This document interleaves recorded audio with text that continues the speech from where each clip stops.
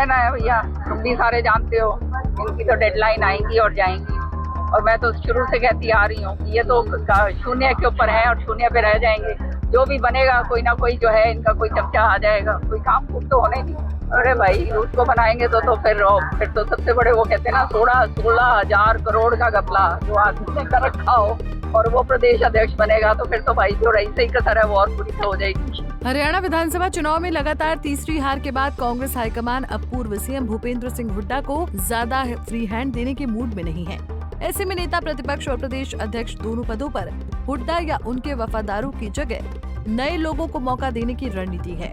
आपको बता दें कि पार्टी ने लगभग तय कर लिया है कि इस बार कांग्रेस प्रदेश अध्यक्ष जाट या ओबीसी समुदाय से होगा।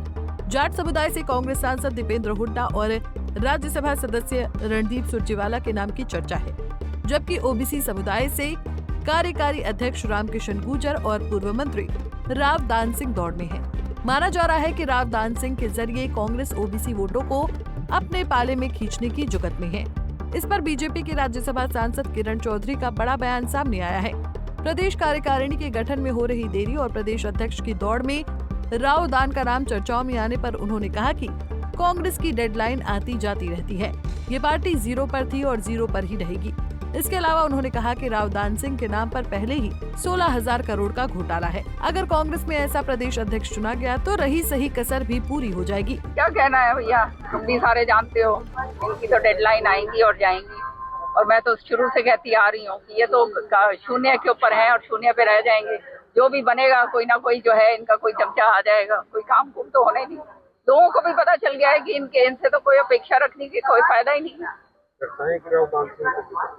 अरे भाई उसको बनाएंगे तो फिर तो सबसे बड़े वो कहते हैं ना 16,000 करोड़ का घपला जो आदमी ने कर रखा हो और वो प्रदेश अध्यक्ष बनेगा तो फिर तो भाई जो रही सही कसर है वो और पूरी हो जाएगी। वहीं किरण चौधरी ने आपराधिक तत्वों द्वारा अभय सिंह चौटाला को दी गई धमकी को गंभीर मुद्दा बताते हुए कहा कि पुलिस इस दिशा में काम कर रही है और मुख्यमंत्री भी कह चुके हैं कि गुंडों को प्रदेश में रहने नहीं दिया जाएगा। दिग्विजय चौटाला द्वारा राव इंद्रजीत और किरण चौधरी पर की गई टिप्पणी के सवाल पर राज्यसभा सांसद ने कहा कि दिग्विजय चौटाला किसी पद पर नहीं है, वो जिम्मेदारी की बात नहीं करते, उनके लिए अंगूर अभी खट्टे हैं। देखो क्राइम जो है ये इसमें कोई शक की बात नहीं है। जैसे ये विकसित हो रहा है, लोगों के अंदर जो है प्रवृत्ति भी इस तरह की बढ़ रही है, तो पुलिस अपना काम कर रही है और उसके ऊपर कार्रवाई हो रही है। हमारे माननीय मुख्यमंत्री जी ने कहा है कि मैं किसी गुंडे को यहाँ रहने नहीं दूंगा और मुझे पूरा विश्वास है कि आप देखिएगा ये तो अभी शुरुआत है।